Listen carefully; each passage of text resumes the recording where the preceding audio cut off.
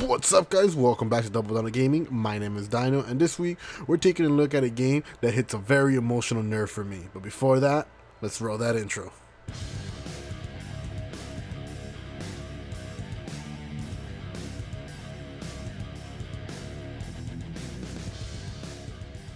Alright then, let's jump right into it. This week we're talking about the Dot Hack GU series. And let me start off by saying everything that I'm saying in this video is only my opinion, but in my opinion, I think this game is fantastically. Naturally, there are a few things where it falls short in, but the overall experience is a blast. Now, this whole game revolves around Haseo, who ends up being our main character as well as our protagonist. After playing the online world with a couple of friends, one of his friends, Chanel, ends up being PK'd or player killed by an unknown entity. This ends up landing her in a coma, which Haseo then determines to be his responsibility to bring her back from. After this, Haseo continues to grow stronger in order to face off with the person who attacked Chanel, only to later lose to him and get his data corrupted. This is where the player takes over. The player now starts with Haseo at level 1, and this is where the journey begins and when we begin to understand what is it that's actually going on. As you progress through the series, you rebuild Haseo's power level while also learning and understanding more about the world and what really is going on. Now let me tell you, the story can get crazy at times and even get really bizarre to the point where you don't know what the heck is going on or how any of this is possible. But regardless of that, it's still very interesting and pulls you in throughout the entire game. One of the biggest things that I enjoyed about the story, though, was the way that it wrapped around its mechanics. This game ran in a very different direction from most games that you have seen of the time. Understand this was a PS2 game, but it still did something that I've never seen before. It took the story of them playing an online world and actually meshed it in well with the mechanics themselves. The biggest thing that I loved throughout this game was the ability to leave the game and enter the player's desktop. Yes, you were able to exit out of the world, the online game that your character was playing, and actually take a physical view of his desktop. This thing kept it basically well grounded in the fact that you are playing an online game as this person. And I will admit, at times it did get annoying having to be in the game only to receive an email, log out, check it on your desktop, and then have to jump right back into the world in order to continue your progress. Other than that though, I thought it was really enjoyable, and it's just that small feature that really made it feel real. Aside from the desktop, the whole game runs with this ideal of this being an MMO. For example, you actually have a party where you can add and remove people at your leisure, so long as they are either online or they are part of the main story mission. This was something that really pushed you to be careful about who you were keeping in your party at all times and how you guys were leveling up.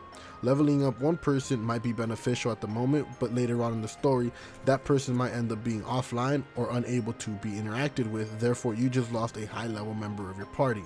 So it was always a big deal to keep everyone either at a similar level or only a few levels ahead or a few levels behind.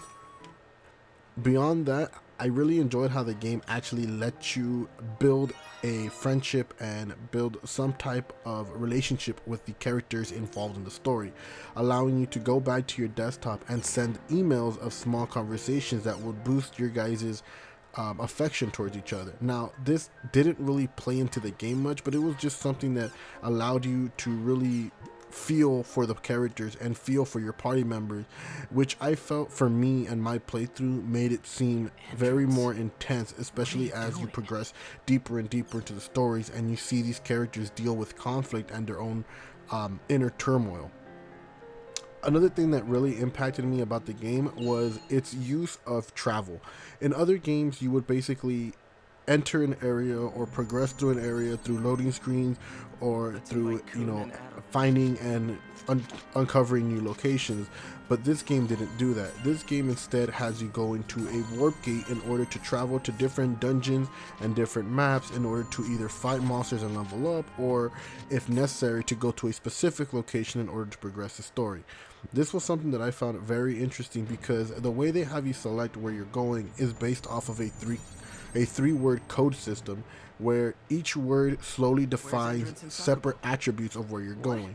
One word could determine whether you'd be going through a dungeon to find hidden treasure, or whether you'd be taking out a boss in a certain location, while the other words can determine whether it was day or nighttime, or what type of environment you were in, as well as, you know, what level of creature you were fighting at the moment. This made it very simple to kind of like correspond to what level you were at in order to fight monsters that you felt comfortable fighting, or you could push it to the limit and go after monsters way above your level in order to level up faster. Although one thing that was a little bit annoying was the fact that some words were only unlocked after, you know, completing certain areas, or the fact that you constantly had to go back and forth to your emails to grab the code words that were necessary to progress through the story. This kind of made it feel like no matter what you did, everything that needed to be done was curated. But the good thing was that it was never forced upon you. Unless it was 100% that you needed to complete something before progressing, most of the time you would grab the words needed, they would be put in a bookmark tab, and you could leave it alone for a while you went on your own to either explore the area and find items that you may want, or just to level up before you continue on to the next part of the story. The last thing that I really enjoyed was the combat system itself.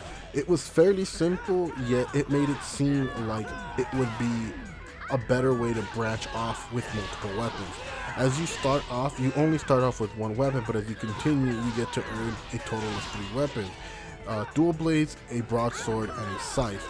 And at first, the combat seems beyond simplified. All you do is press one single button, and maybe not every now and then you would hold that button down or tap very quickly in order to do a combo succession.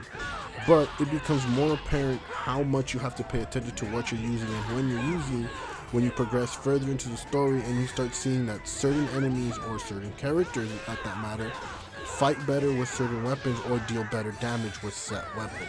This made it so that you would always have to double check your equipment before entering a fight, and always make sure that you had the strongest weapon equipped before even trying to progress in the story. Now overall, this game has a lot to offer, but it is far from perfect.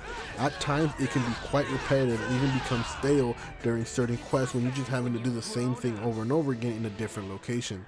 Some locations even get to the point where they are simply a rehashed version of a previous location, where only certain things are changed up, like what monsters spawn there or what kind of rewards you get.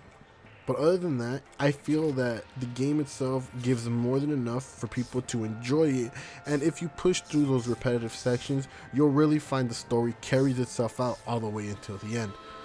So ultimately, if you're looking for a weird RPG experience that will mess with your emotions and take you on a weird, crazy trip to discover the truth behind this world, then strap in and enjoy the ride, because Hack GU has it all and in bulk.